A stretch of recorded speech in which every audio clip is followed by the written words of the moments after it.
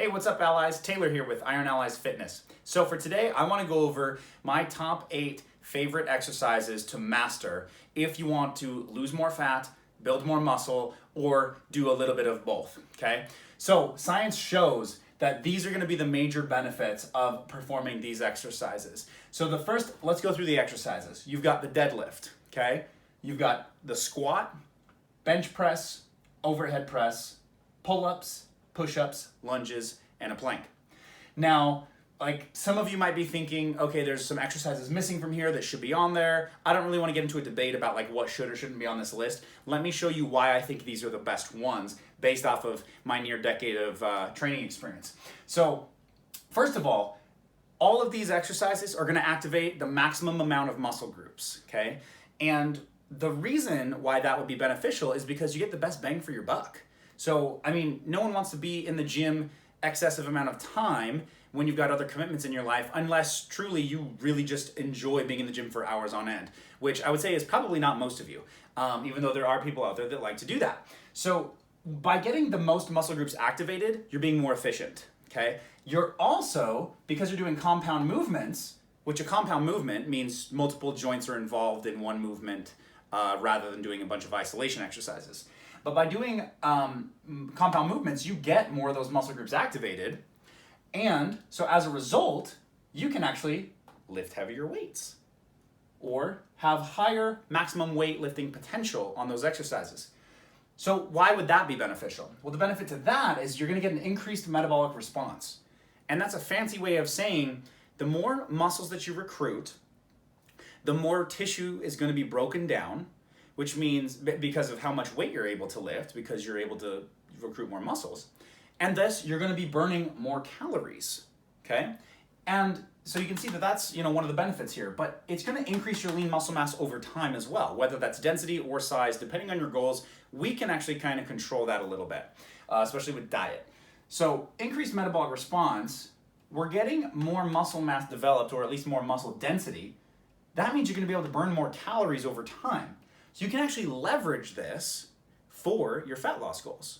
So if you're like, hey, these are all strength exercises, I'm not really interested in increasing lean muscle mass, that kind of thing, wait a second and just listen. You can control muscle hypertrophy, which is size growth or cell expansion. You can control that through your diet and some other ways of how you train.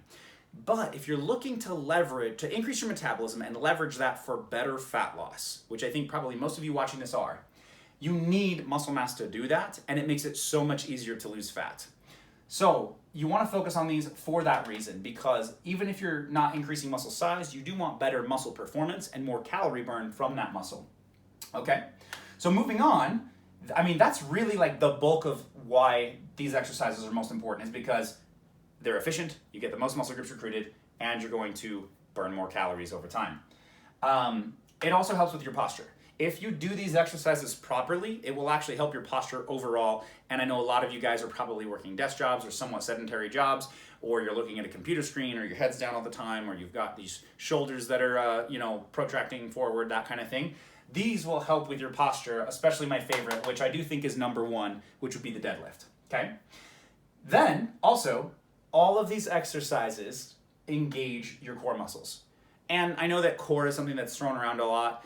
Core is not just your abdominals, okay? Your rectus abdominis is like one group of the many core muscles. Core is basically a ton of the muscles that wrap around your torso, through your back, your ribs, your abdominal area, your hip flexors, lots of different things. So really, when you're doing these exercises, when you're doing a proper deadlift, when you're doing a proper squat, a proper bench press, an overhead press, even pull-ups, push-ups, and especially plank and stabilizing your core and trunk on lunges, because that's an off-balance exercise, you have to brace, meaning you have to tighten all of these trunk muscles, and you're actually going to get a better core developed out of these isometric contractions when lifting maximal amount of weights on these heavy lifts than just doing 10,000 crunches. Now, that doesn't mean that like doing a crunch or some variation of abdominal isolation exercises is bad. It's just not as effective. So that's why you'll see I don't really do a whole lot of them. We'll do some of them in workouts, but most of what we do is this core foundation. So like I said, these are going to be the best exercises for you to leverage for overall fitness, increasing your metabolism, which is eventually going to help you lose more fat. And obviously, if your goal is muscle development, then you can leverage these for better muscle development. I don't want you to have to waste time in the gym. I don't want you to have to feel like you got to do 10,000 different exercises. And what I really see people doing is they're not doing these because of two reasons. One, they're either scared. Actually, three reasons. They're either scared, they think they're going to build too much muscle and that's not their goal, or I just lost my train of thought. What is the third one I was thinking of? I remember, Plateaus. They think that they have to do all these different variations of exercises that are different from these in order to keep their body from plateauing. And that's actually not necessarily the case at all. The exercises you do should be the last thing that you change. You can change the weight you use, the reps you do, or the rep ranges you work in, how many sets you do, the combination of exercises, how long or short your rest periods are, if you're doing circuits or supersets. You should change all of that before you change these exercises. So though that might seem a little more boring or not as interesting or creative, it is what will work overall to help you get better results. Like I said, if your goal is fat loss or muscle development or a little bit of both. So I hope you guys found this information or this video helpful. Please comment below and let me know what you thought. I just love to engage with you guys, answer your questions, and see what other kind of videos you want. So go ahead and let me know what you think and start mastering those exercises, and I think you're going to be a lot better off reaching your goals. Talk to you guys soon.